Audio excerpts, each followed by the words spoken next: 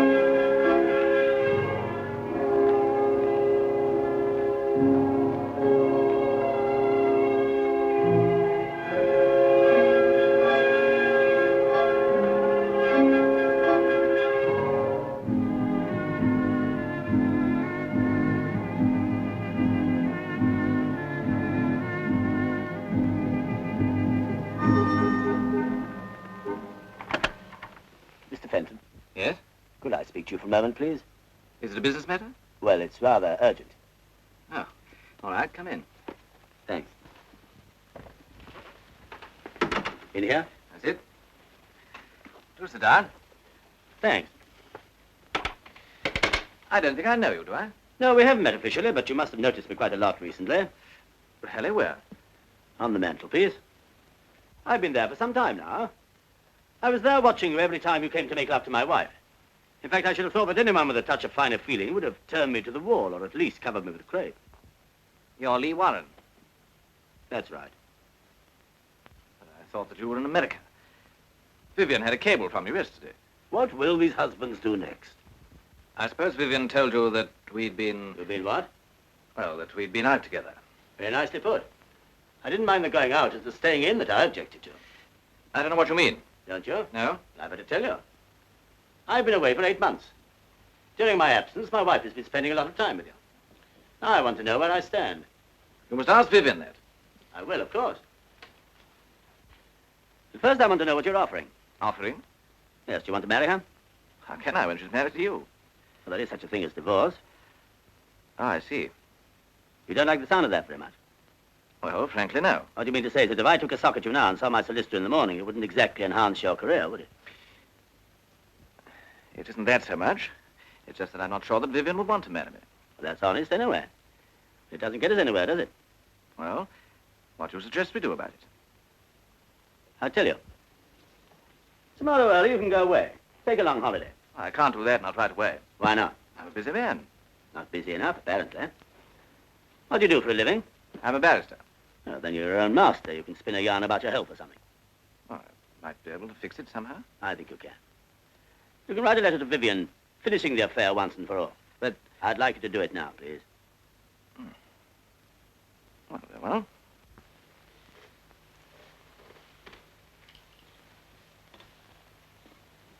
Wait, we'll compose it together. How do you usually address her? Vivian, dear? Oh, Vivian, darling. I love you. You got that? Yes? But I realize that whatever your feelings are for me now, you love your husband and always will. And always will. Paragraph. I cannot bear to be near you and to know that you can never be mine. And if what I am about to do may seem cowardly to you, Cowardly? your trip, you're running away without seeing her. All right. Cowardly to you, it is the only way out. So tomorrow, I'm going away on an extended trip abroad. When I return, I hope that you will again be happy with your husband and our friendship, but a happy memory of the past. Love, again, whatever you usually put. Love always. That's right. Love always. How does that strike you? Well, I think I see what you're getting at, Warren. You want all traces of opposition out of the way so that you two can try to get together again. Exactly. You know, you're very understanding, Fenton. In other circumstances, I could almost like you. Thank you. What about a drink now? I should like one. Whiskey? Please. Was your American trip successful? Very. Sarah? Please. You wouldn't care to settle there, I suppose. No, my roots are here. Cheers. Cheers. May I? Yeah, of course.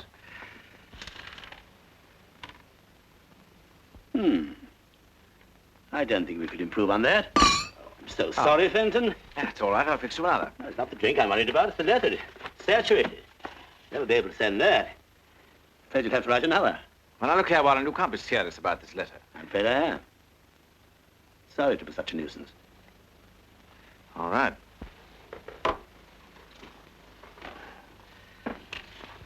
Pretty girl. Who is she? My sister. Why? I just wondered. You sure it's not somebody else's wife? I don't think that's very funny.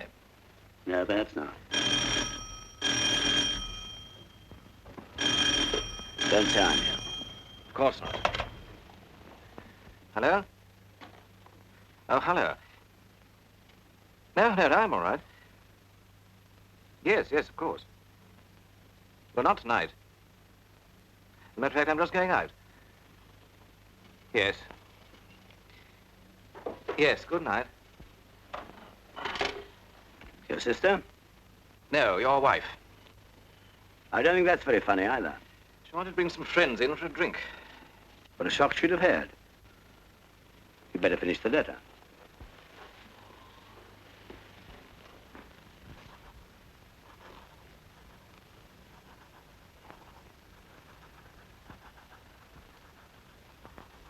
Stop. That's enough. What the devil? Put your hands behind your back. Look here. Do as you're told, or I'll blow your guts out. What the blazes are you playing at, Warren? Is this a joke? Joke? No, you can turn around. Look here. Go and lie down on that sofa. What are you playing at? You've got 15 seconds to get under that sofa. Now put your feet up.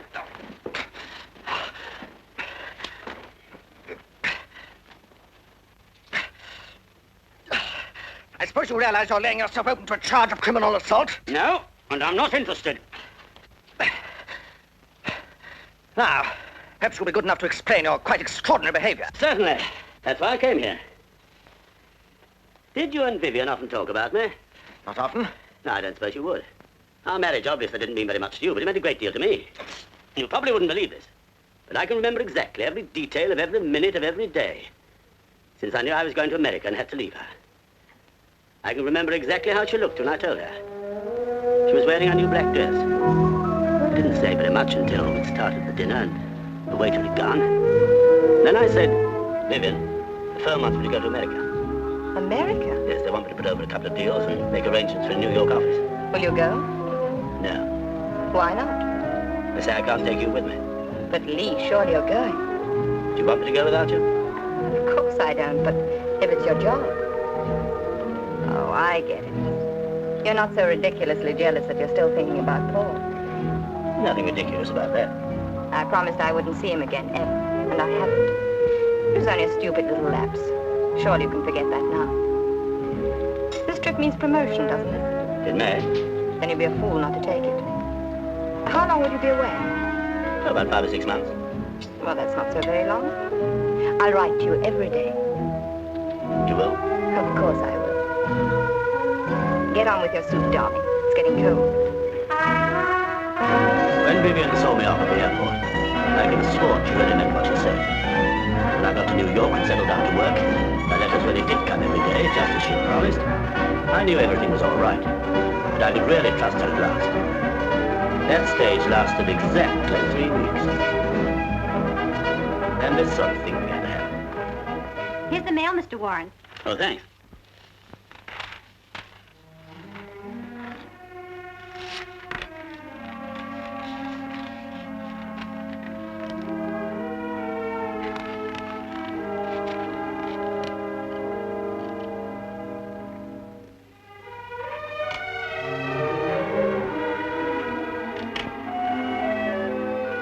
This for me, will you? Yes, Mr. Warren. Any mail for me this morning? Nothing personal, Mr. Warren. Is that all? Yes, thanks.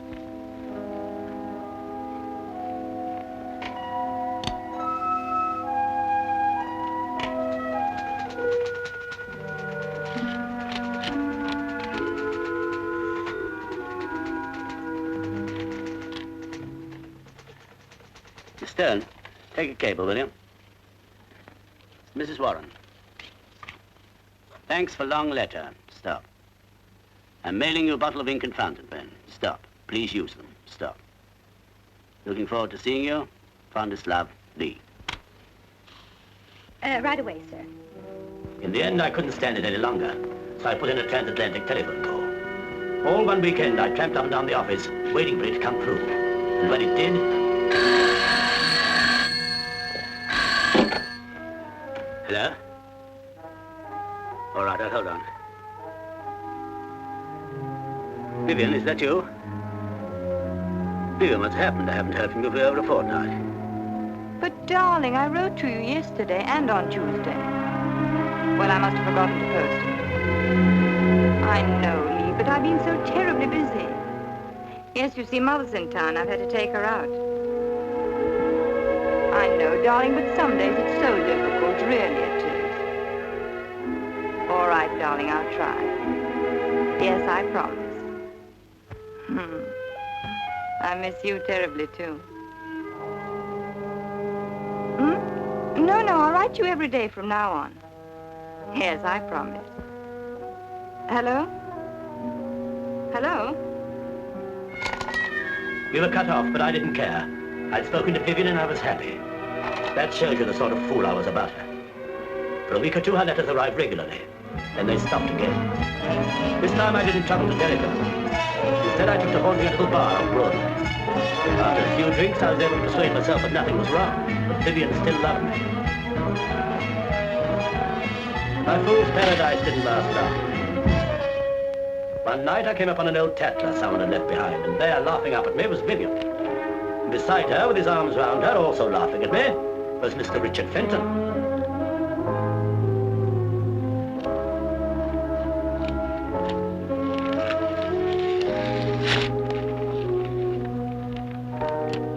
I went back to my office to think out what I should do.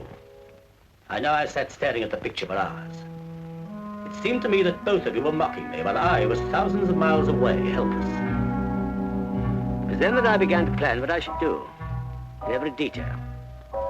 And it was then that I made up my mind how to kill you. What did you say? I said I was going to kill you. And I warn you, if you lift your voice, I'm going to gag you. Remember that. You won't be able to plead for your life with a handkerchief halfway down your throat. You must be mad to think you can get away with this. If I'm found injured, you'll be the first person they look for. If you're found injured. Look here, Warren. I'll make a bargain with you. You set me free now, and I'll go away tomorrow and say nothing about all this nonsense. Although I could prefer charges, you know. Fenton, you're very dense. This isn't nonsense. I'm in deadly earnest. You're just trying to scare me, that's all. Oh, no, you'll be more scared later on when I set to work on you. You're going to die. You're not going to like it one little bit. You wouldn't be such a fool. You can't get away with murder. Nobody can. Ah, but I'm going to commit the perfect murder. There's no such thing. Oh, yes, there is. The perfect murder is the one that nobody ever hears about, because nobody thinks it is murder. That's impossible. I admit it is a little difficult. But I've got a scheme which is good enough to be worth the risk. I've had plenty of time to think it out while I was in America. And you were with Vivian. There's bound to be a hole in it. There always is. I warn you, I'm a lawyer and I know. There'll be a flaw in it somewhere, and that flaw will land you on the gallows as sure as you're standing there. Ah, but that's where you're going to help me. Don't talk nonsense. Why should I help you? For your own sake. I'm going to tell you exactly how I propose to kill you. And I promise you, if you can find one flaw in my method, one thing that will incriminate me, I'll let you go. And if I can't? I'm sorry. You're really going through with it? Yes. You're joking, aren't you? It's a pity you're not a little more subtle. Then you'd appreciate the situation. A murderer usually has to act alone. He can trust no one. But with my method, I have you to help me, weighing and considering every detail. If you can't find a mistake, then I have the comfort of knowing that my plan has been approved by an astute lawyer. Look here, Warren. I don't know whether you want to frighten me or to kill me. Whichever it is, you won't gain your objective. Your wife isn't only interested in me. There are plenty of others, too. And you can't kill them all, you fool. Shut your mouth. Very clever of you to get me to lose my temper. It's true, I tell you. Let me look at your cheek. Oh, quite a mark. Leave me alone. Lie still. Oh, luckily, it's only a surface reddening. Take your dirty hands off me. Oh, and leave a telltale bruise on that cheek of yours. Not after I've taken all this trouble. Oh, that's all right now.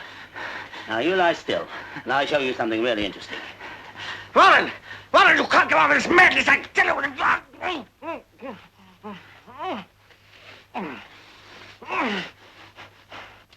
This is your bedroom, isn't it?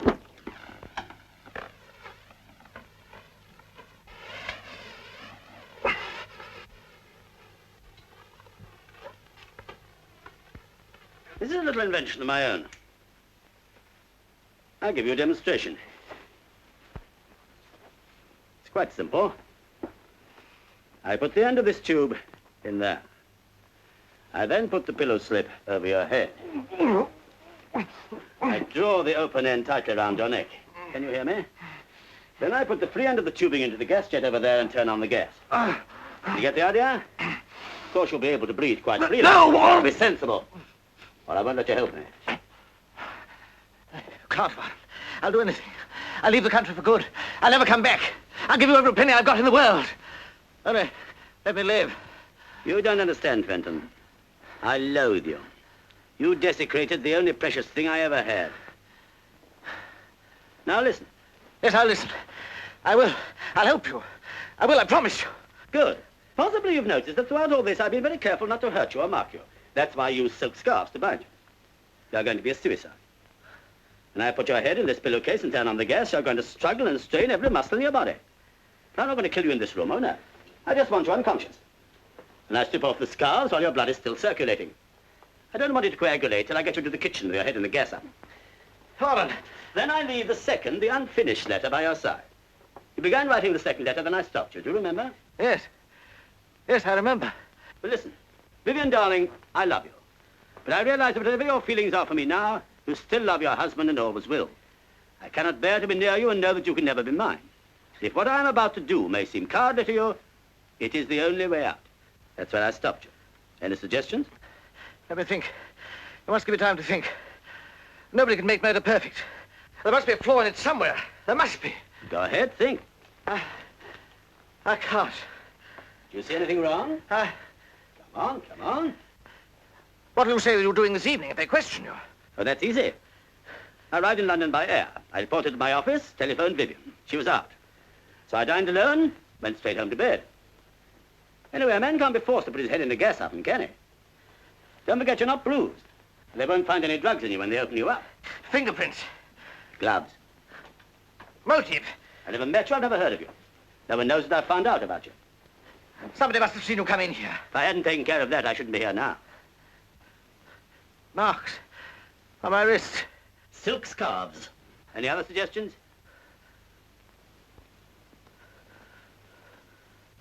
Well, goodbye, Fenton. You were a bit of a failure as a lawyer. I'm glad my life didn't depend on your arguments.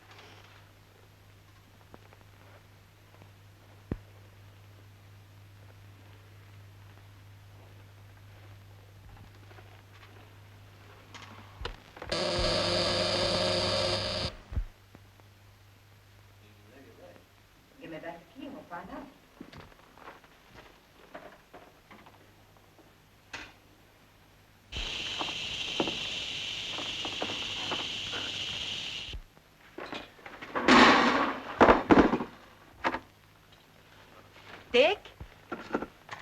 Dick? You see, there's nobody here.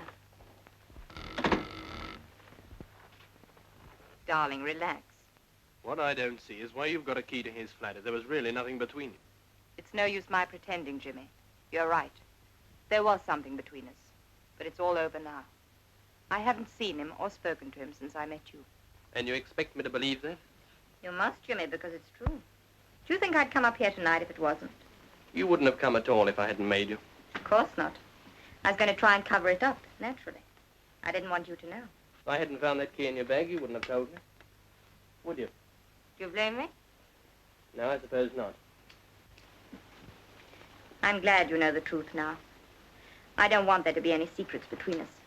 It's far too important to me for that. And anyway, it's not a crime to have had an affair and then found out that you've made a mistake. Is it? You know why I wanted to be certain there was nothing between you and Dickie? No? Because I wanted you to divorce your husband and marry me. And now? I want to more than ever. Darling. You will marry me as soon as you can get your divorce, won't you? I don't know what to say. This is all rather sudden. Get me a drink, Jimmy. I don't want to touch his drinks. Well, I do. I need one. And so do you. And make it strong, darling. It isn't every day one gets a proposal. Well, don't laugh about it, please. I'm serious. I want to cable your husband tomorrow and tell him the news. You are a quick worker, aren't you? I'll get some ice from the kitchen. Jimmy, come and sit down here with me. It won't take a second. But, darling, I don't want any ice. I want you. You can have both. I say, can you smell gas? Darling, come here. It's this, isn't it? Careless so-and-so. It's only half turned off. I'll open the window. Stop rushing about. Now what's the matter? I can't kiss you here. Not in his flat. Well, let's go somewhere where you can. Where would you like to go? Bottle party? Can't you think of anywhere more private? Yes, I suppose so. Darling, we are going to be married, aren't we? Yes, but... Do I have to write you a letter, Mr. Martin?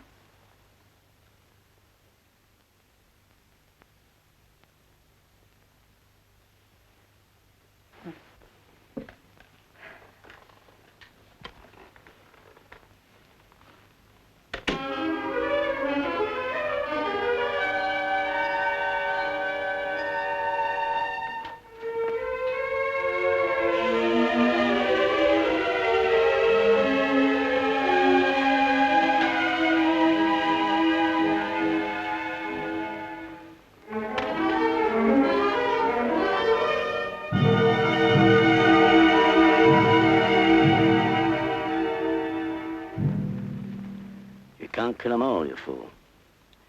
Well, we'll see about that.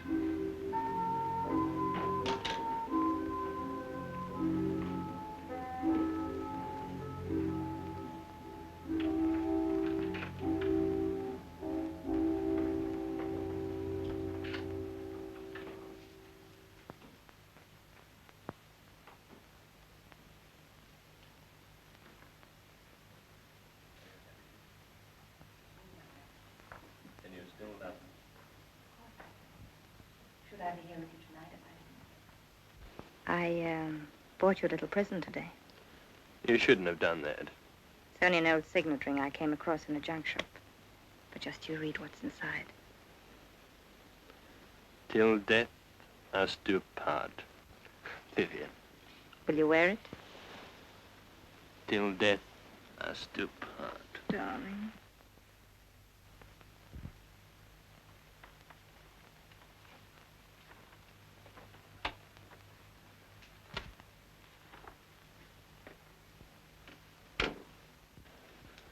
What was that? What was what? I thought I heard a door close. It's only Rita coming home. She's very discreet.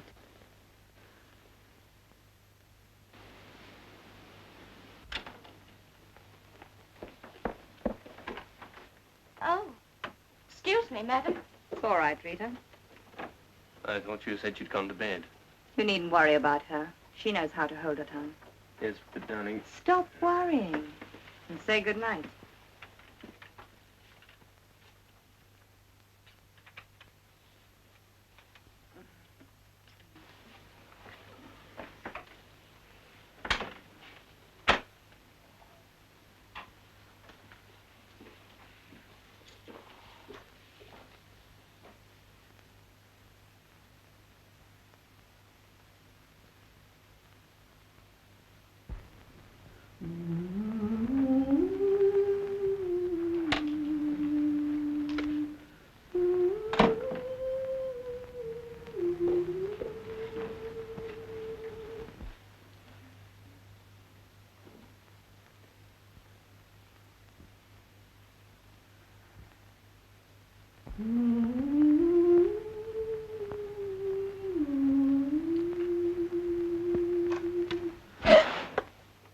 Lee. Oh, I thought I heard you come in. Lee, darling. When did you arrive? How long have you been here? I've been in for hours. You poor darling. Why didn't you phone me when you landed? I did. No answer. So I came on home and went to bed. Why didn't you wait up for me? I was dog-tired. We had a rotten crossing. There was no one in anyway. Poor Lee. What a homecoming. And just the one night I'm out. You must tell me all about your trip. Was it successful?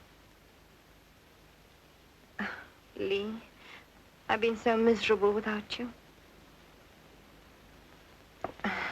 What time did you turn in? Oh, about 10. Did you have something to eat? No, I didn't want anything. Let me get you something now. No, thanks. Why didn't you write to me, Vivian? It won't take a moment. Why didn't you? But I did, darling. Dozens and dozens of letters. But you said every day. But, darling, that was only a figure of speech. You know I was thinking of you every minute and missing you dreadfully. But I couldn't just go on saying that over and over again, could I? It would have been so boring. And I've never bored you yet, have I, Lee? Not until now. But, Lee... You see, I don't believe you, darling. Were you on duty last night? Yes, sir. Did anyone ask for Mr. Fenton during the evening? No, sir. Did you see anyone strange? Anyone other than the usual tenants come in or go out? No, sir, I can't say I did. Did Mr. Fenton often have visitors? Not many, no. Any ladies? Sometimes, yes. One particular lady? Not so as you'd notice.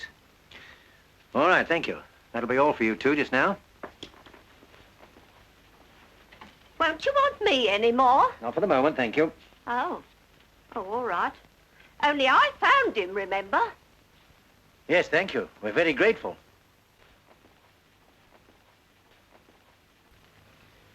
There's a lady here to see you, sir. She's Mr. Fenton's sister. Oh, yes, ask her to come in, will you? Yes, sir.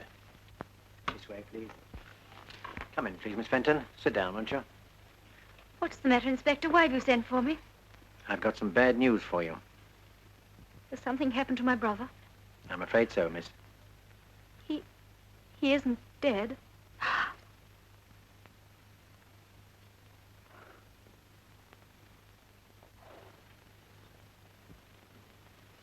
How did it happen? He was found this morning in there with his head in a gas oven. You mean he committed suicide? I don't believe it. Dick would never do such a thing. He's not that sort of a person at all. A man can't be forced to put his head in a gas oven, Miss Fenton. Dick wasn't like that. You'd better read this.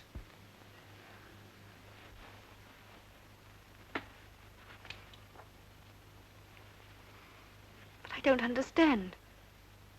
There's something strange about this. In what way? I realize you still love your husband and always will. But he knew perfectly well Vivian didn't love her husband. Who is this Vivian? Do you know her? Of course, it's Mrs. Warren. And your brother had an affair with her? Yes. And there was trouble with Mr. Warren? No. He's in America. You say your brother knew that Mrs. Warren didn't love her husband. We both knew. How? Because the man I was engaged to gave me up for her a fortnight ago. Are you quite sure about that? Perfectly. And what was the name of your young man? Martin. Jimmy Martin. I see. And you suggest that he took your brother's place with Mrs. Warren? I know he did. And she took your place with him, is that it? Yes. You must excuse my asking so many questions, but it is a bit complicated, isn't it? It's all very sordid and unpleasant. And it's all her fault. Yes, I'm sorry. Now, if you wouldn't mind giving me this Mr. Martin's address. Why? Are you going to see him? Well, just give me the address if you don't mind, and I'll decide about that later on. Yes, of course. He lives at number 7. Aren't you going to the office this morning? Yeah. Why not? Anxious to get rid of me? Not at all. I've turned in my report, now I'm taking a few days off. To put some private affairs in order. What private affairs? Oh, private affairs. Where are the other papers? They're over there.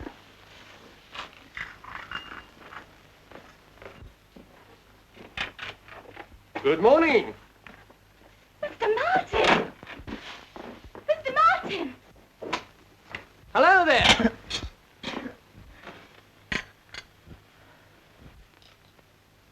Thank you very much. My favorite flowers. Aren't they sweet? I beg your pardon. Not at all. Make yourself at home. By the way, I didn't quite catch your name. Vivian, introduce us. Jimmy Martin, my husband. How do you do, Mr. Martin? How are you? Have you known my wife long, Mr. Martin? Of course he hasn't. Only during my absence, I take it.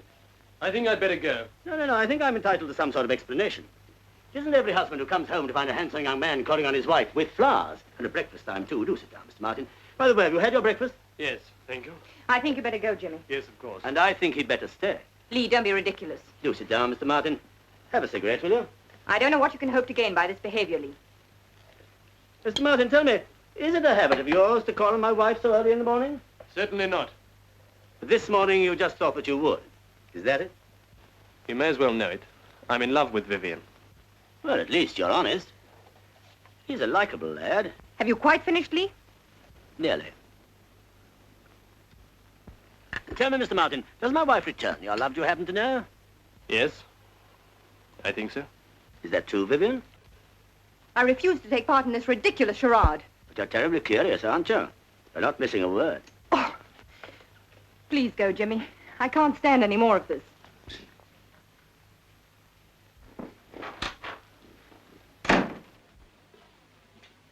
You must forgive my wife. She's not usually so inhospitable, but then, of course, you know that, don't you?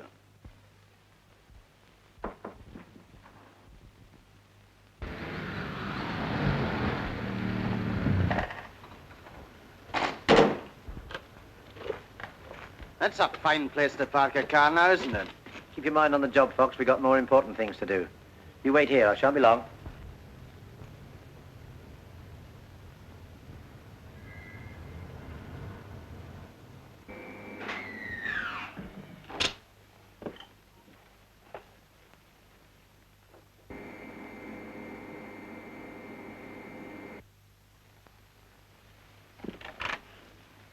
Good morning. I'd like to see Mrs. Warren, please. What name shall I say? Inspector Pembury.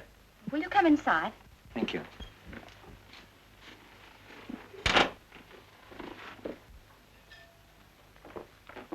Excuse me, sir, there's a policeman called. Inspector Penbury. Who does he want to see? Mrs. Warren. Has he brought any flowers? No, sir. Then show him in. Will you come this way, sir? Thank you. Good morning, sir. Good morning. I'm Inspector Pembury. Mr. Warren? Yes, can I help at all? My wife's dressing. It's about a friend of your wife, Sir, Mr. Richard Fenton. Do you happen to know him? Fenton? No, I don't think I do. What about him? He was found dead this morning. Oh? What's that got to do with my wife? We found this letter near the body. It's addressed to Vivian. I think that's your wife's name, sir. Yes, it is. May I read it? If you wish. Thanks. I'm sorry to have to inflict this on you, sir. Did you know about your wife and this Mr. Fenton? No, I've been away for 8 months. I only got back from America yesterday. Oh, really, sir? Then I expect this must come as a bit of a shock to you. Well, yes and no. Yes and no? And there's no point in beating about the bush. I came back from America earlier than I expected because I was worried about my wife. She hadn't written for several weeks, and I'd heard that, well, that she was going about with other men. Now it looks as if I misjudged her. You mean this letter makes it quite clear? Yes. Did you say anything to your wife about Mr. Fenton last night, sir? How could I? I didn't even know he existed.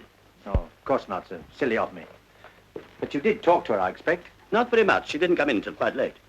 Didn't she come to meet you then? No. But she must have known you were coming home. As a matter of fact, no. I thought it was more of a surprise if she didn't. I see. Do you mind telling me what time you arrived back, sir? We landed about 5. I came by air. Ah, yes. And after you landed? Look here, what have my movements got to do with all this? You may as well know, sir. There was another man in Mr. Fenton's flat last night. We found his fingerprints. For a moment, I thought it might have been you. If I'd known of his existence, it very easily might have been. You mean you might have taken the law into your own hands? Yes. It's a good thing you didn't, sir. Well, darling, this is Inspector Pembury. How do you do, Inspector? He wants a word with you. May I ask if you knew a Mr. Richard Fenton? I did, yes. Why do you say did, madam? Well, I haven't seen him for some time. Have a cigarette? No, thank you. What's all this about? Mr. Fenton was found dead in his flat this morning. Darling, ever get you a drink or something? No, I'm all right, thank you. Do you mind if I ask you 1 or 2 more questions, madam? Of course not. Thank you. Were you friendly with the deceased? Did you know him well? We went out 2 or 3 times together, if that's what you mean. Did your husband know him or of him? No. He was someone I met just recently. When did you see him last? I haven't seen him for, well, since dinner with the Sandersons about 2 weeks ago. Did he ever say anything that made you feel he might take his own life? No. That's why it's so terribly unexpected. I hope you'll excuse me, Mrs. Warren, but I have to be more explicit. Did the deceased... Please don't use that word. Did Mr. Fenton ever... Well, you know if he was fond of you? I suppose he must have been in a way. Otherwise, he wouldn't have wanted to take me out. I don't mean that exactly. Did he ever tell you he loved you? I'm sorry, Lee. But if I don't tell you now, I expect our friend will ferret it out somehow. I couldn't help it. I never encouraged it, but he did. He told me he loved me. He even suggested I should divorce you. Of course, at first his flattery turned my head. That's why I didn't write you. Then I realized how stupid I'd been and how very much I loved you. And I said I wouldn't see him again. But I still couldn't write you because I didn't know how to explain why I hadn't done so for so long. You do understand, don't you, darling? More than ever now, my precious. I was going to try and tell you this morning, but you wouldn't. I'm glad you have, because Fenton left a letter. A letter? And what you said just now explains perfectly what he wrote. Doesn't it, Inspector? It does indeed. What did he say? Just 1 more question first. What did you do last night, madam? I went to a theater with Mr. Martin. He brought me home about 11:45. Did he come in for a while? Of course not. He saw me to the door, said good night, and left. Thank you, madam. Here's the letter.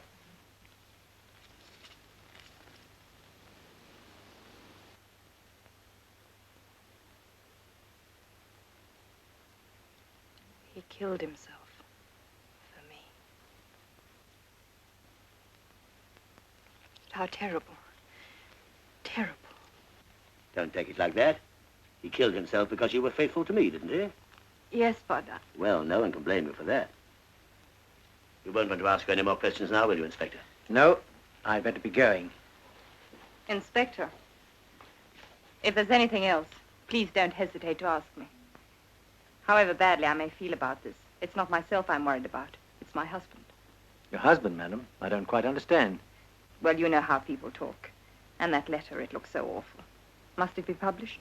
Well, that's for the coroner to say, madam. I'll do what I can. Thank you, Inspector. Thank you, madam. You made things much easier for me. Good day, Inspector. Good day.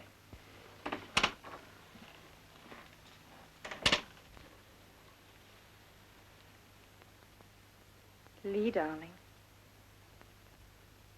Yes? Nothing.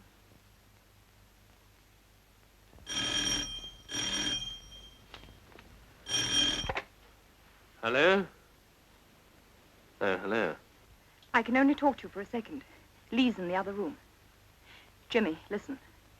Dick Fenton's committed suicide. Who told you? Oh, is she there?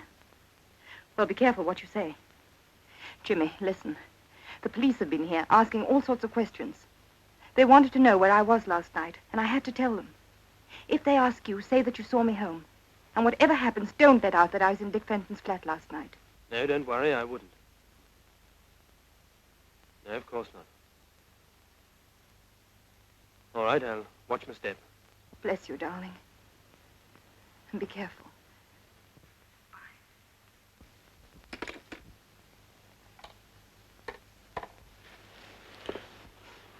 That was her, wasn't it?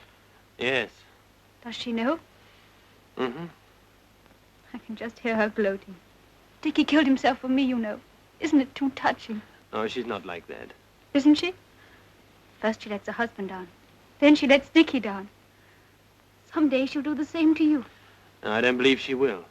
Anyway, I'll take a chance on it. Do you really love her? Yes. Is she coming here? No, it's all right. Now, calm down. I'll go and see who it is.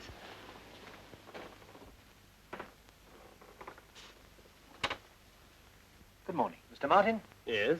I'm Detective Inspector Pembury. Could I see you for a moment? Yes, of course. Come in. Thank you. Through there.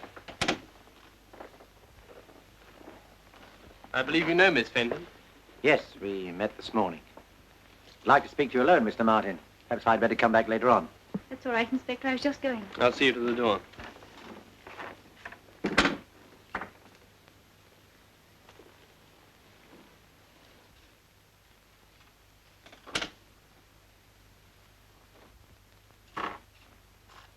Well, Inspector? I suppose you've heard of Richard Fenton's death? Yes, his sister was telling me about it. No, thank you. Just a few personal questions, Mr. Martin. Do you mind? Not at all. How long had you known the deceased? Since we were at school. You're engaged to his sister, I believe. I was. We broke it off some time ago. Oh, I'm sorry. So far as you know, had Mr. Fenton any business or financial worries? He was a successful barrister. They don't have that sort of worry. Sit down, won't you, Inspector? Thank you. Any suggestion as to why he should take his own life? None at all. Do you think there might have been an unfortunate love affair? Not that I know of. Drink, Inspector? No, thank you. You can't think of anything in that line. No. When did you last see the deceased? At a party about 10 days ago. I see. Perhaps you wouldn't mind telling me your movements last night. I went to the theatre. Alone? No, with a Mrs. Warren, a friend of mine. Dropped her off at her flat and came on home. Could someone confirm the time you arrived back? I'm afraid I can't help you there. I have no maid and I saw no one. Well, thank you, Mr. Martin. Hope I haven't caused you any inconvenience. No, not at all. Before you go, Inspector, may I ask you a question? By all means. Was it really suicide? I haven't the foggiest idea. Good day, Mr. Martin.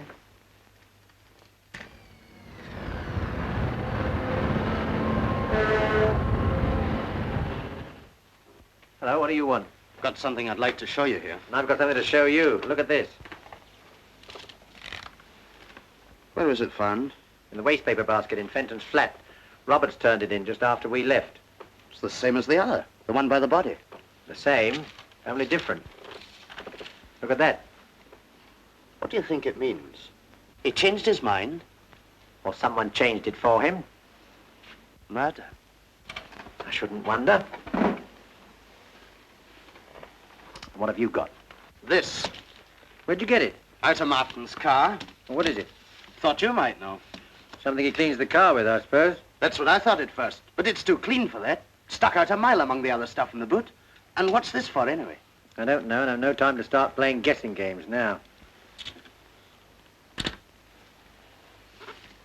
Fox, smell that. Smells like the back of a cab. Anything else? Gas. Gas is right. Give it to me. What is it, do you think? I don't know. Gas.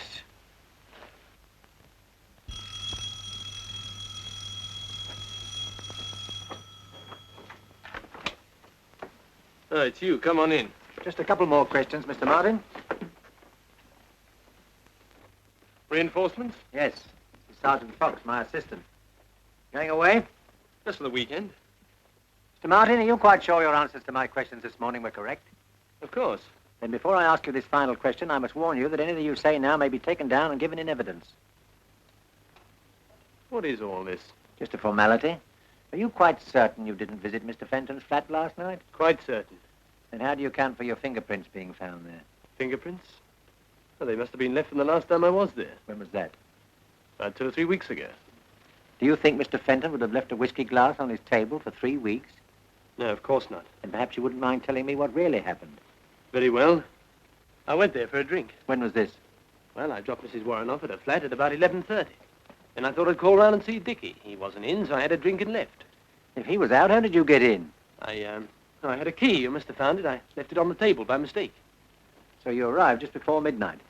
About that. The doctor puts the time of Fenton's death a few minutes either side of midnight. So you see, Mr. Martin, it looked as if Fenton was in his flat when you called. But I swear to you, he wasn't. Now, wait a minute. I didn't look in the kitchen. You mean he might have been lying in there and you wouldn't have known anything about it? Well, it's possible. You didn't go to the kitchen for water or soda or anything? No. And how do you explain your fingerprints being found on the kitchen doorknob? What? Oh, yes, well, I started to go to the kitchen, but I couldn't find the light switch, and I just didn't bother. I'm sorry, Mr. Martin, but I don't believe a word you're saying. I can't help that. I've told you the truth. We found the oven gas jet still on this morning. If the deceased had been lying in the kitchen when you were there, you must have smelt the gas. But I did. I remember now, and I thought it was a leak. What's all this about, anyway? It was suicide, wasn't it? You asked me that before, this morning. Remember? Yes, but Miss Fenton was telling me that he left a letter. Well, what makes you think that letter showed he intended killing himself? If you let me read it, I'll tell you. Well, here's a copy.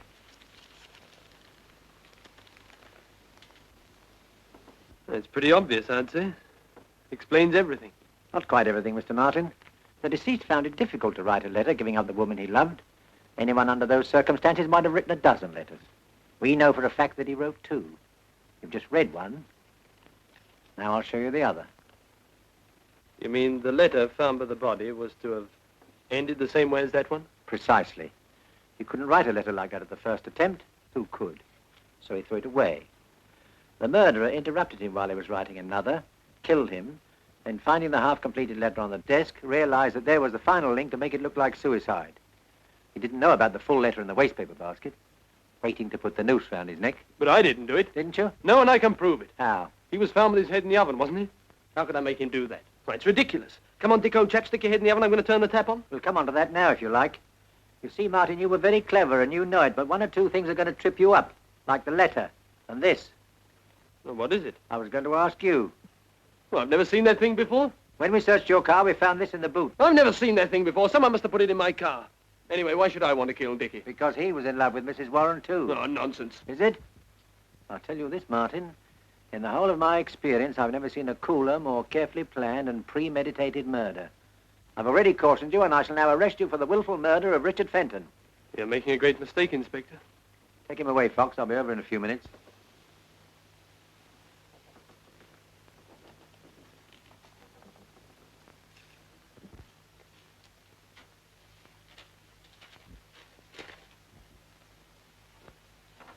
That young man of yours seems to be hitting the headlines. Who? See for yourself. Jimmy didn't kill him. He couldn't have. Of course not, because you were with him all the time, weren't you? I don't know what you mean. Don't you? Good morning, Rita. Good morning, sir. Thank you.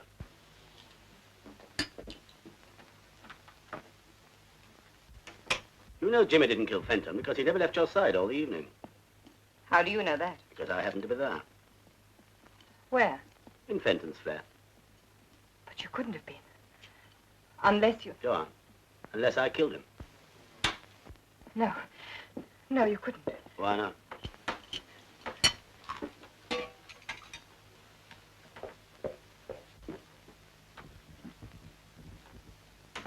How could you have done it when you didn't even know about him? I found out. The rest was easy. In fact, I only made one mistake. What was that? I thought Fenton was the only man in your life. He tried to tell me there were others, but I didn't believe him. Until you came in with Jimmy, then it was too late. Do you know what Fenton said? He said, you can't kill them all, you fool. Well, he was probably right. But Fenton and Jimmy in one day is a pretty good start, isn't it? Now what is it? Post has just come. Well, put them over there. No, give them to me, will you, please? Thanks. You don't expect me to believe any of this, do you? I don't see why not. It's all quite true. I worked out a foolproof plan for killing Fenton. When Jimmy turned up, I replanned things a little, putting the pillow slip at the back of his car, for instance, instead of destroying it. If we don't pay the telephone bill in 7 days, we're going to be cut off. You mean to tell me you were in Fenton's flat that night? That he was dying there? While we were talking in the next room? Exactly. I don't believe it. Oh, you don't, eh? Do I have to write you a letter, Mr. Martin? Remember? I see. Your mother wants to come and stay with us. Why she did always write to me, I don't know. Perhaps she thinks I'm kind-hearted than her daughter. After you and Jimmy had left, I fiddled round Fenton's flat. And the more I fiddled, the blacker things began to look for James. You wouldn't really let an innocent man suffer for something you did. I suffered because of something he did. That's different. Not to me. I made up my mind to get my own back, and I'm getting it. You're mad. You must be. You love Jimmy Martin very much, don't you? Yes, I do. And you'd do anything to save him, wouldn't you? Yes. Well, now you're going to be in the interesting position of knowing that he's innocent and that I'm guilty and that you can't do anything about it. You're going to suffer slowly and exquisitely, and I'm going to enjoy watching you squirm.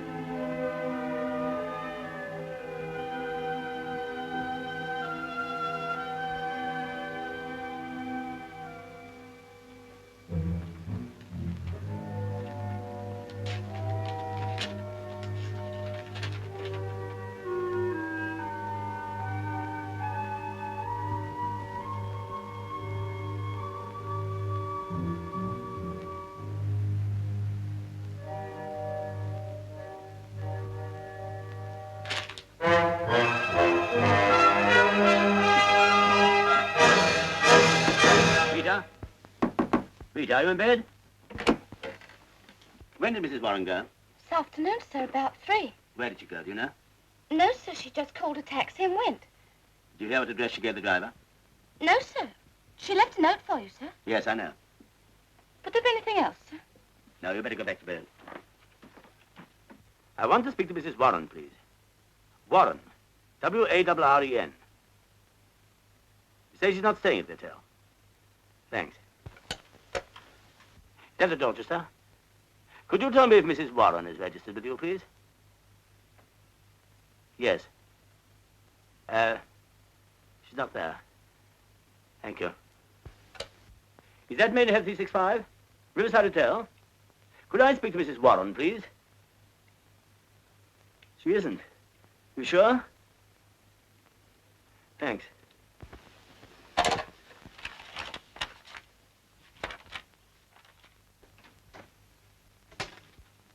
Mr. Martin, sir. Thank you, Fox. You and Gray wait outside, will you? Yes, sir. Sit down, Mr. Martin, please. You know Miss Fenton. Hello. Miss Martin, I want to ask you some questions in a moment, but there's something I must check up on first. You won't mind waiting, will you? Haven't got much option, have I? No, you haven't really, have you? Excuse me.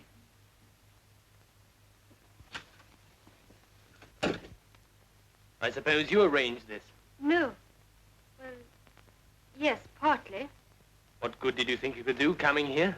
I don't know. I just thought I would find out if there was anything to do to help. Well, there isn't.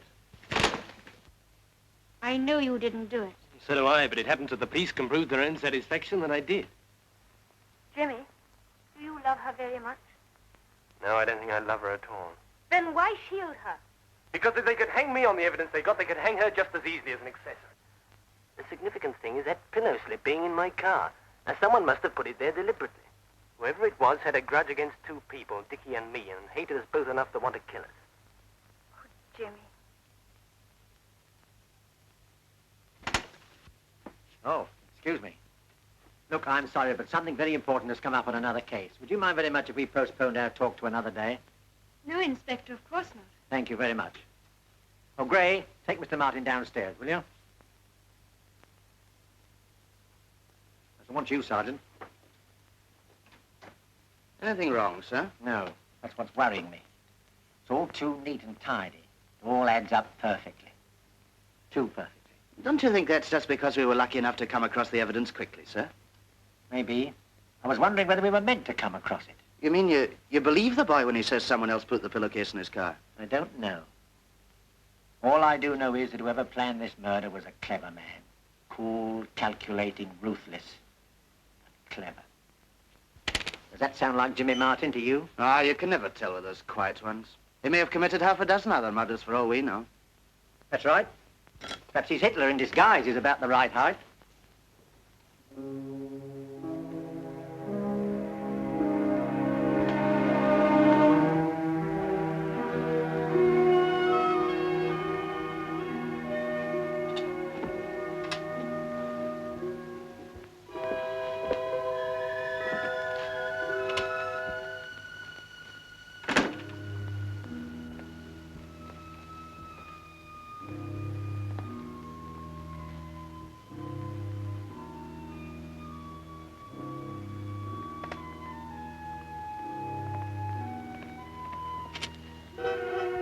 Enjoying the view, Mr. Warren?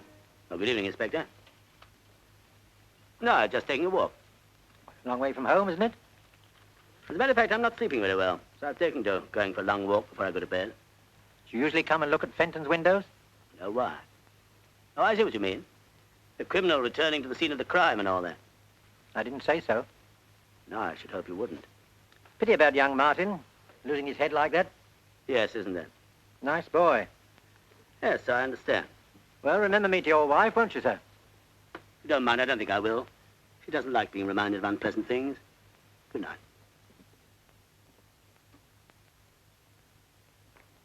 Did you take the tablets I gave you? Yeah.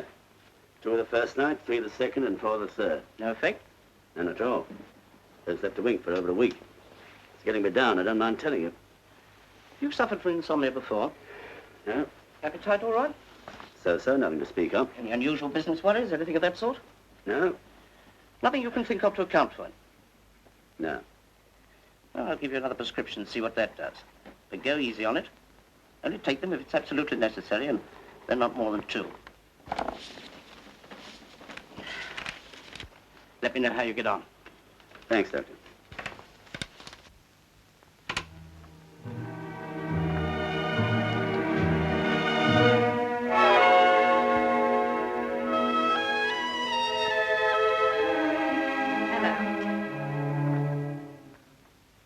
When did you come back? About half an hour ago. You might look as though you're pleased to see me. You suppose I am? I thought you might be by now. Give me a light. Why did you go off like that? I told you in my note. Your hand's a little shaky, isn't it? Yes, I haven't been sleeping very well. You know you do look a little the worse for wear. You don't seem very worried yourself. I'm not. You're tougher than I thought you were. Not tough. Just logical and sensible. You see, Lee, I've thought the whole business out, quietly and reasonably. And I've discovered 2 very important things. What are they? First, that I love you, and second, that you love me. What makes you think that? Why else should you be so jealous of every man who so much as looks at me? Why else should you kill Dick and Jimmy? To make you suffer something of what I've suffered. But, darling, that's silly, surely. I never loved them the way I love you. Is that true? Of course it's true. Why did you think I came back? But why did you? Because I was worried about you. Why? In case you might do something silly. Why should I do that? Because the responsibility for that boy's death is getting too much for you, isn't it? Yes, it is. I don't know what to do about it. I can't think straight. It's all my fault. I should have made you see that nobody means anything to me except you. But what about Fenton and Martin? They never meant that much. But why did you... Only because you weren't there and I was so bored without you. Vivian, is that true? Absolutely.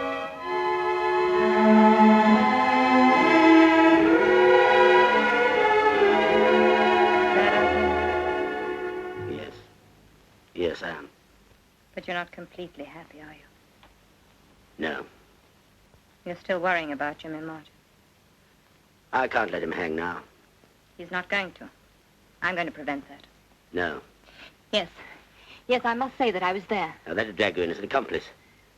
No, there must be some other way, some loophole, if only I can think of it. Yes, Lee, that's right. There must be something you've forgotten. No crime is ever perfect. This one is. Too perfect. I saw to that. I didn't know I was going to want to undo it all again. But there must be something you've forgotten. There must be. Lee, try to think. Please try to think. Oh, Fox. Sir. Mr. Warren's been telling me the real story behind Fenton's death. See what you think of it. Do you mind, Mr. Warren? But I've already told you. Would you mind telling us again for Sergeant Fox? He's been working on the case with me. I'd like him to hear it from the beginning. Very well. As far as I can remember, it was like this. On the day that I arrived back from America, I reported at my office, then rang up my wife. She wasn't in. So I put in my reports, cleared up, and went on home. I got to the flats about 7 o'clock. As my taxi drew up outside, I saw my wife getting into Martin's car. I was naturally curious to know what was going on. Wouldn't you have been? So I waited until they were safely in the car. Then I told my driver to follow them. They went to a restaurant, then to the theater. When they came out after the show, I was there waiting for them. I followed them again, this time to a flat at Temple Court. Of course, I thought then that Martin was the reason why my wife hadn't written to me, and naturally I thought the flat was his. So I waited outside for about 10 minutes. Wouldn't a normally jealous husband have broken in on them right away? I wanted to be certain. Cigarette. So while I was wondering what I could do, they came out again. I just had time to dodge around the corner out of sight. They were laughing and talking, and I tried to catch what they were saying. But all I picked up was the man's name, Jimmy. Oh, Jimmy. And I didn't much like the way she said it, I can tell you.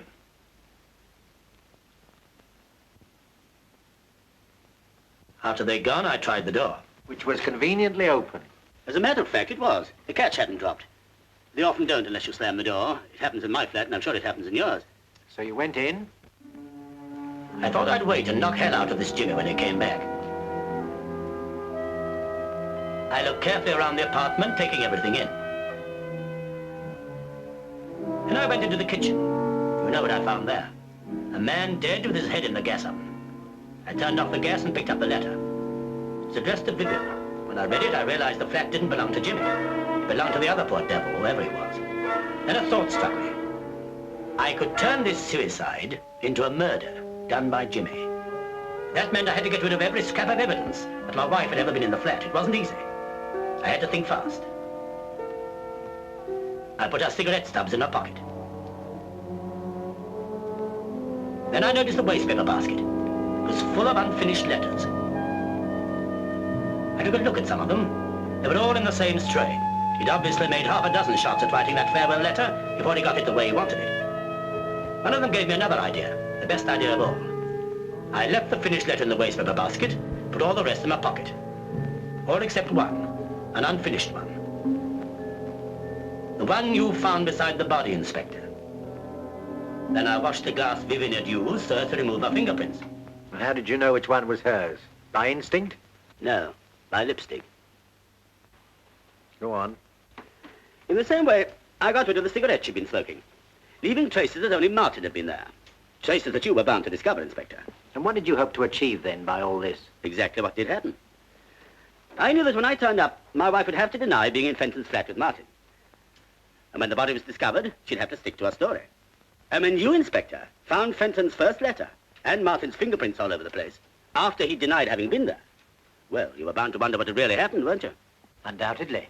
Of course, I was mad with jealousy then, trying all I could to hurt Martin. I regret it very much now. What did you do with all the letters you stuffed into your pockets? I took them away and destroyed them, of course. Then I had to find a way to connect Martin directly with a fake murder. That wasn't easy. If Fenton had shot himself, there'd have been a gun. But gas... Then I had a really brilliant idea. You know, the gas mask thing. I set to work and made it. How it could possibly be used on a strong, healthy man, even I can't imagine. But I knew if it was found on Martin, it'd make things even worse for him. You mean to tell me it was never used? But of course not. I invented it. Then how do you explain the fact That it was impregnated with gas? Yes. Because in my thorough way, I didn't forget to play the gas jet over it. Very clever indeed, Mr. Warren. And at the risk of appearing a trifle dense myself, may I ask how you planted it in the car of a person you didn't know? Quite simple. Martin's car was outside my own front door when I returned from Fenton's flat. Where exactly did you put the contrivance? In the back right-hand side of the luggage compartment, correct? So what you're saying is that Fenton committed suicide and you made it look like murder. Is that it? It is. Very interesting, eh, Fox? Yes, sir. Very. Would that be all, Inspector? Yes, that'll be all. For the moment.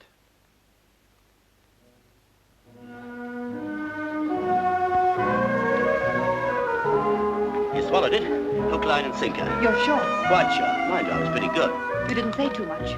George Scott. Good Lord, now, just a few fills here and there, that's all. You weren't nervous? No, I had a couple of drinks before I went in just to start me off. After that, all set. Oh, Lee, I do hope so. What you worried about? Have another drink.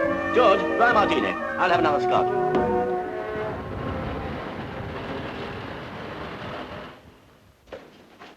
Oh, Mr. Warren, there's a gentleman to see you. Oh, thanks. Sorry to worry you again so soon, Mr. Warren. Oh, that's all right. You've come to arrest me for obstruction or withholding evidence or something, I suppose. No, we don't want you. We've got Martin. Surely my confession clears Martin. Well, that's just it, Mr. Warren. We don't altogether like your confession, as you call it. In fact, we're not inclined to believe it, unless you can produce a little more tangible evidence to support it. Why should I trouble to invent a story like that? Or because you were grateful to Martin for getting rid of Fenton so conveniently for you? Or because your wife asked you to? That's all nonsense. Everything I told you this morning is the truth. Perhaps I'm rather dull, but frankly, I don't believe any man could think as fast as you say you did. But I warn you that's the evidence I shall give if you bring Martin to trial. Do you really think you should? You're sitting pretty. Why save him at the expense of yourself? Because I can't see an innocent man hang. That isn't what you thought a fortnight ago. Ah, but I found out since then there was nothing between Martin and my wife. Your wife told you that? She did. And I believed her. I wish I could believe you, sir, but I can't. What more do you want? Just something to convince me that your story is true, that you really were in the flat that night. Well, let me think. There must be something. I know. There was a dishcloth over the oven door to keep the gas in. Oh, come now, sir. That's the sort of thing you could have read in the news of the world any time. Oh, wait a minute. The kitchen, I've got it. Someone had knocked the milk over. There was a pool of milk on the floor. Is that enough for you? You know, it almost looks as though you really were in Fenton's flat that night. Well, of course I was. But I still don't think your story is true. Now you're being insulting. I hope not, sir. I don't mean to be. You know, sir, I learned a great deal about art on a case once. It seems that every artist has a certain style, and often it's not necessary for an expert to see the signature on a picture. He can recognize the artist from the style. What's that got to do with me? Just this, sir. Your alibi for Martin is too slick. If he'd told me your story, I'd have been more inclined to believe it. You see, it has the same style about it as the murder. Good afternoon, sir.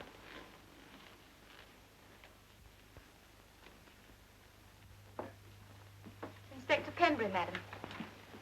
Good afternoon. Good afternoon, Inspector. What can I do for you? Well, as a matter of fact, I've come to ask your help. I can't believe you need that. Oh, two heads are better than one, you know. It was your husband's idea. Really? Yes, he came to see me today and told me an extraordinary story. He said that Fenton really committed suicide, but because your husband was jealous of Martin, he arranged things to look as though Fenton had been murdered by Martin. I know. He told me all about it. I said he ought to go straight to you. I'm afraid it won't work, you know. I don't know what you mean. It's quite clear, surely. I don't believe your story, and I'm not going to release Martin. Well, if that's your attitude, I don't know what I can do about it. You could persuade your husband to confess that he murdered Fenton. What makes you think my husband killed him? Everything points to it. You must be joking. No, no. If you were to ask me at this moment who murdered Fenton, I should have to say Mr. Warren. But I can't prove it. He's been too clever for us so far. But I can prove it against Martin. So either you've got to help me, or I've got to go ahead and hang a man who's probably innocent. I think you better go.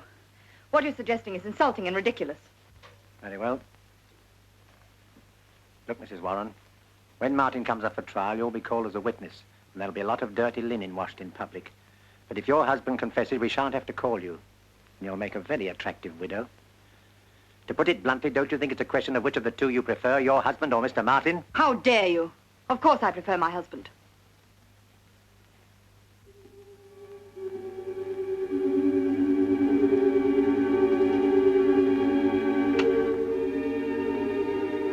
Who rang, madam? Yes, Rita. I've got 2 seats for the Follies tonight. We can't go. Would you like them? It's not my evening off till tomorrow, madam. That doesn't matter. You take tonight off as well. Thank you very much, madam. I leave the tickets on the hall table for you. Now you go and ring your boyfriend. Yes, thank you, madam.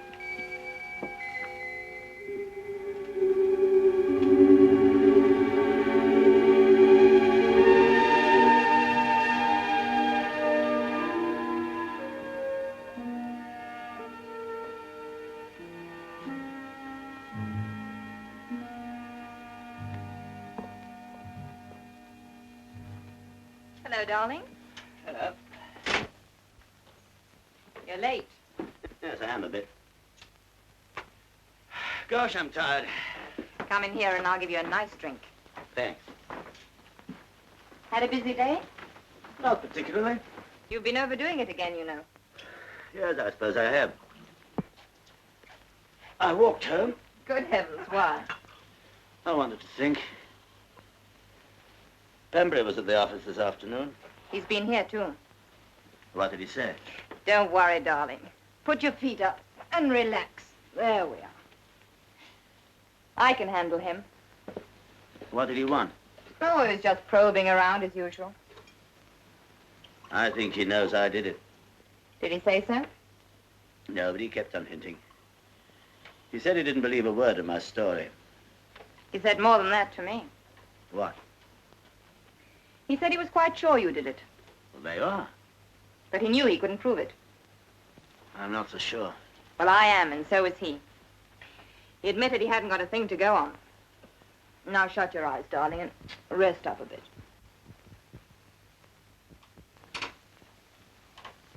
Oh, I'm just off, madam.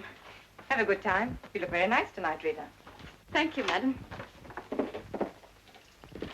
What on earth are you doing? Packing. I can see that. What for?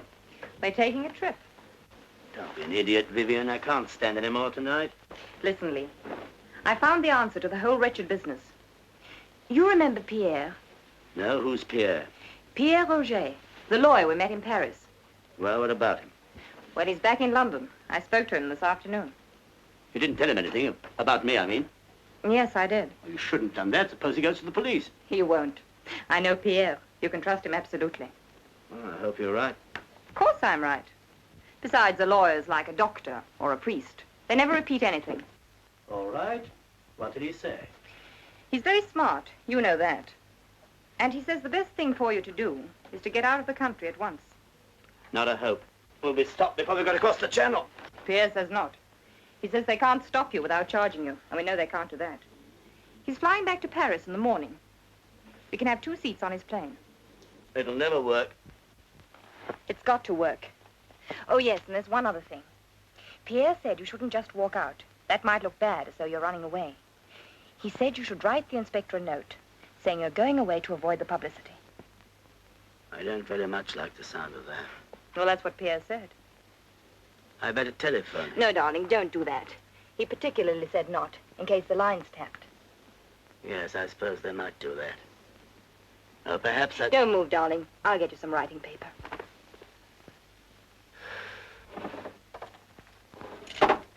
He said write the note and leave it here. Then take the car. Darling, then take the car down to the airport in the morning. All right. I'll try anything once. There you are. And the envelopes are in there.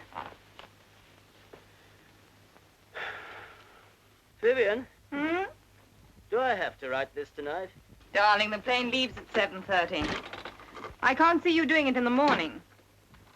I don't know what to say. Tell him the truth. You're fed up. You can't stand the publicity, and so you're getting out.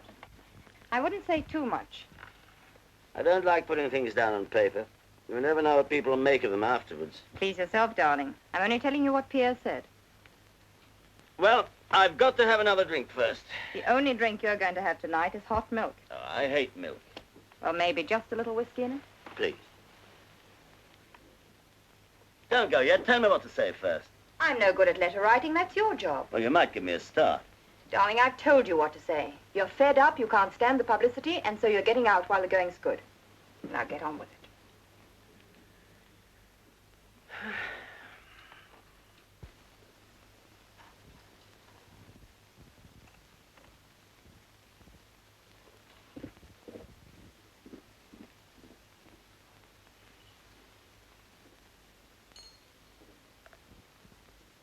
Finished?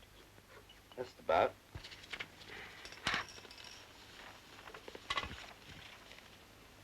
Oh, thanks. May I? Of course.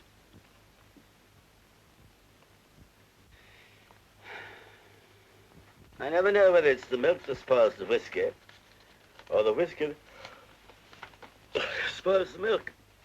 You can't have it both ways, darling. Oh, Ernie. Oh, what's up? Lost the tickets? No, just remembered I've left them on the hall table in the flat. Oh, that's torn it. What do we do now? Oh, we'll have to go back. Oh, we'll miss half the show. No, we won't, not if we hurry. See if you can get a taxi.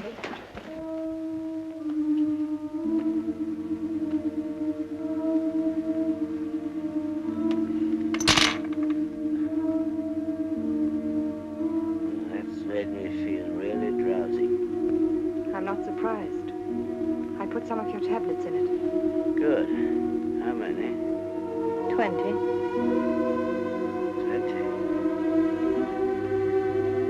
That'll kill me. Yes, dear. You're not serious. Yes, Lee. I'm quite serious.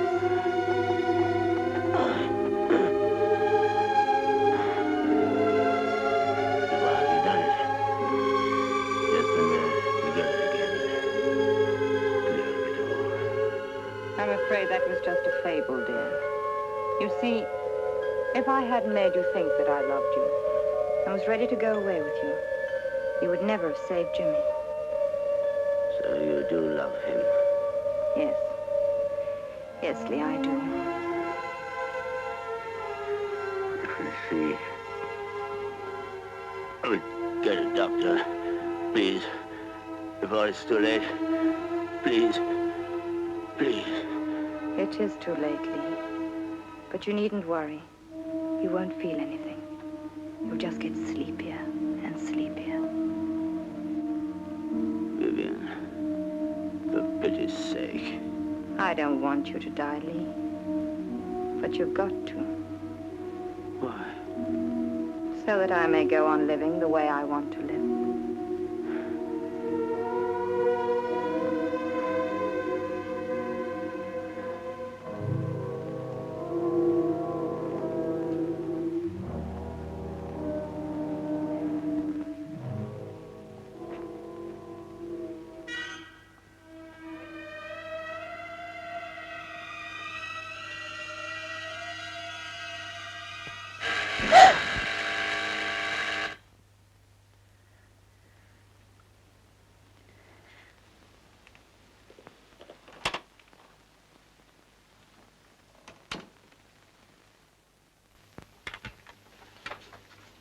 Good evening. I want to speak to you for a moment. I was just going out. I won't keep you very long. It's about Jimmy. All right. What is it? he asked me to give you this. He said there wasn't any point in his keeping it any longer. You're lying. Jimmy would never say that to me. I know Jimmy. Do you, Mrs. Warren? Get out.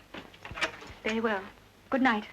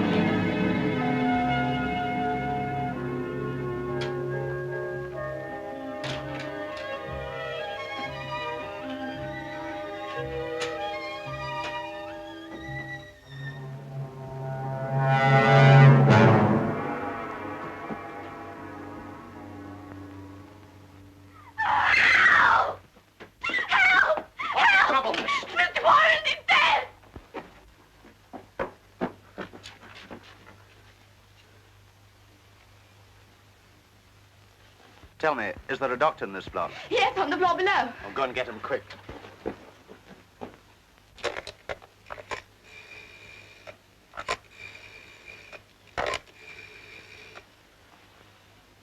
Inspector Penbury. Yes, quickly. Can I ask him another question? You can, but it won't do any good. I'm afraid we were too late.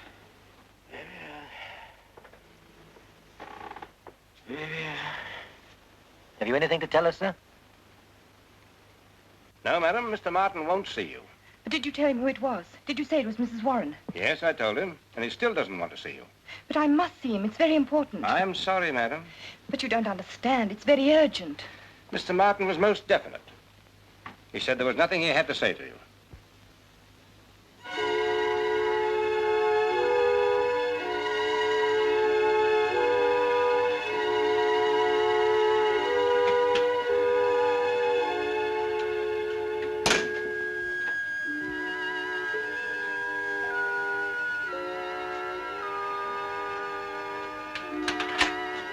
She's here, sir, in the lift.